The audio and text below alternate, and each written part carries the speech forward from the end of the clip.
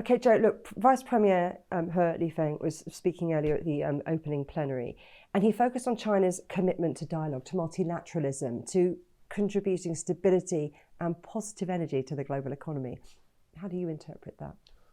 Well, this is my fifth Davos. And if I think about, the message from Chinese leaders and, Chinese bureaucrats, right, at Davos, I think that it's been remarkably consistent, right? If you look back at the last 3 years, the things that I think they've been saying are all quite consistent and similar, right? It's around, let's, keep the system as we know it, right? Let's talk about, a global world, right? This is a world where we need to trade, we need to work with each other. Let's stop some of these unilateralism that's going on. So I think in some ways it's not remarkable. It's remarkable, but it's so unremarkable, right? Because it's very consistent. And I think that voice of consistency is something where they have, portrayed over the years. And I think that they are keeping at it. When it comes to China's development, he spoke about expanding consumption and building this supersized domestic market to create opportunities for investors. What does He's messaging signal to you about China's strategy for 2026?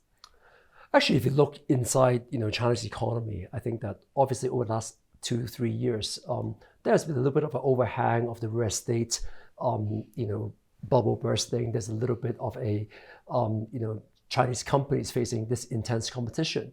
But if you look at consumer demand, especially around area like services, I mean, people, don't underestimate the fact that last year was the year where Chinese services was growing actually very, very fast. If you look at travel, look at tourism, look at a lot of the, the non-physical goods, I think that consumption has been going up. If you look at actually, even this year, white goods, right? A lot of the appliances, right? Electric vehicles, right? That has been going up. I think when you look into underneath the hood, there's actually quite a lot of positive signals, right? On the consumption side. If you look at next year or this year, what they're trying to do, I do think that the Chinese consumer will be increasingly an important part of Chinese economy.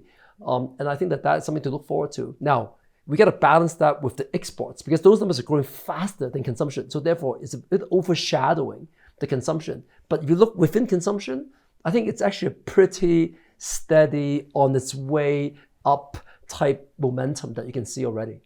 He also pointed to innovation as being a strong engine for growth, which chimes in with the 15th five-year plan recommendations for industrial policy priorities, tech self-reliance, sustainability, sustainable high-quality growth. Is this a new strategic phase? I think it's been going on. I mean, in China, there's actually the old economy and there's a new economy, right? The new economy is all the things that we're talking about, right? AI, EVs, batteries, right? All these things where robotics, right? Where I think, and new life sciences, biotech and all those.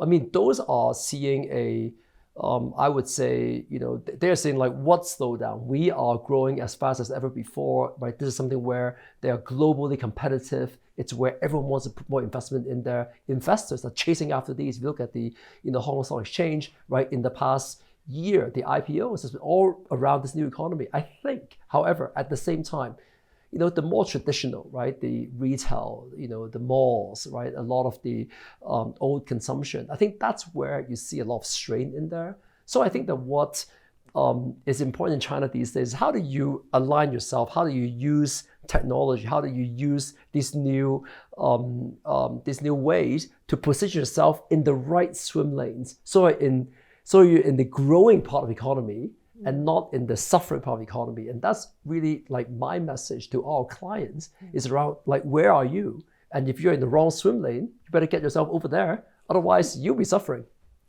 Considering the Davos Forum's theme, a spirit of dialogue, how might her speech affect China's relationships with Western economies, particularly given tensions over US tariffs and the geopolitical backdrop? In the last year, we have seen more Chinese companies who are thinking around going global than ever before. I think that Chinese companies, if you look at, I talk about, the route between Shanghai and Riyadh, right? I talk about like what do you see in Latin America? right? I do think Chinese companies are looking forward to how do you expand globally, how do you engage more with different corridors that weren't the traditional East-West corridors. However, I think the biggest challenge is that I think China was kind of factory for the world before. I think these Chinese companies need to learn about how to become global citizens of the world. And I think that is a transition. That's something that is a learning journey. And I think we're in the beginning stages of that. So I think Chinese interest to engage with the world, to trade, to work with, to partner with the rest of the world, I think it's at this all-time high right now. So the question is, how does the rest of the world and Chinese companies work together to find a way that is a win-win and not a win-lose? And that's something that needs a little bit of gelling to make sure that actually happens. You've talked a lot about Chinese companies, but what about foreign companies coming to China? The message seemed very much to be that China's open for business. I mean, how do you think the next 5-year plan is going to signal that China is really good for business? I think the Chinese economy has always been quite open to foreign businesses. The difficulty is actually the competition itself in China, right? So in China, it's not like it's the Chinese company compete against the multinational.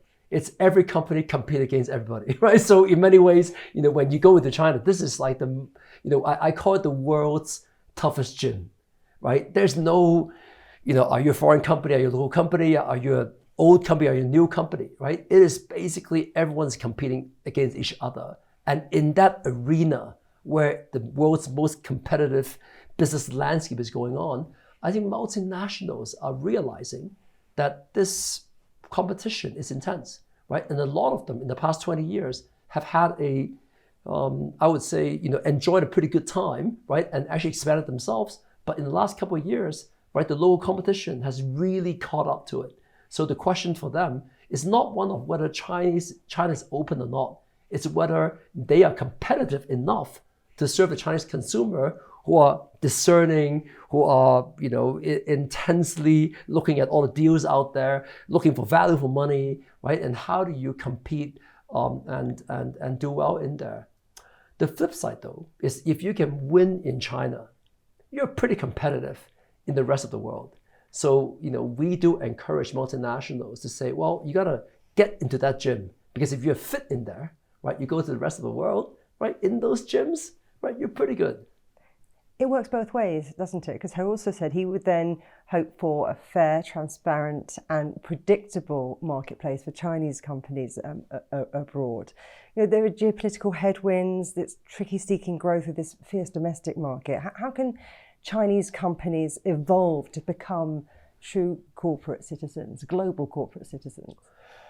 Yeah, I do think the Chinese companies have a lot to learn to engage with the world. I think that they start with great products and very competitive ecosystem, right, that they compete. But I think that they can engage a lot more, right, with local communities. I think they can, engage a lot more with local industry associations. Right now, Chinese companies, when they go around the world, I think consumers love them because they have usually a kind of value for money proposition that everyone loves, right? Your great EVs, your great products. Who is a little bit more anxious are the industry, right? Are the other players? I think the question for Chinese companies is, how do I get more welcomed and not feared by industry associations around the world and other competitors? And I do think that the word sharing is important. How do we share more? How do we share with more better JV partners? How do we share with other stakeholders, right? How do we make sure that there's enough to go all around? And I do think that is something where we all have to learn, right? I mean, it is around dialogue, it's around more engagement, it's around more participation, right? And I do think we're at the beginning stages of that, but if they can master that, there is a lot to be gained on both sides. And I hope that will be what we'll be seeing more. Let's throw this forward, and you've given me a few clues already, but which industries do you think will be powering China, stoking at that growth in years to come? The world in the last 15 years have been powered by technology. And right now, I think in that arena, China actually has a lot to offer. We work a lot with the industrial companies in China, right? The way how they're using AI, the way how they're using robotics. I think that China right now is probably the world's largest use case, right, for industrial robots. And I think that they're also manufacturing these robots at a rate and at a price point that is going to be very competitive. What I think these can do, right, is to help the industrialization of many other countries and industries around the world, right? I think that, what about, Chinese industrial robots helping to, enhance, European industrial competitiveness, right? So I think that there's a lot of these things where I do see that China used to export products. I do think in the next era, I think China will be exporting a lot of IP, exporting a lot of new methods, exporting a lot of new ways how to manufacture that can really help local industries. And I hope that that's what's going to happen, because right now we're too focused on China still as a factory for the world, right? But I do think what they can export, what they can share is a lot more than just hard goods.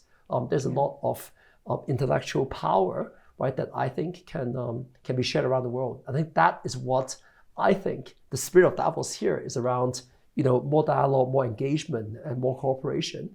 I hope that's what we're going to see.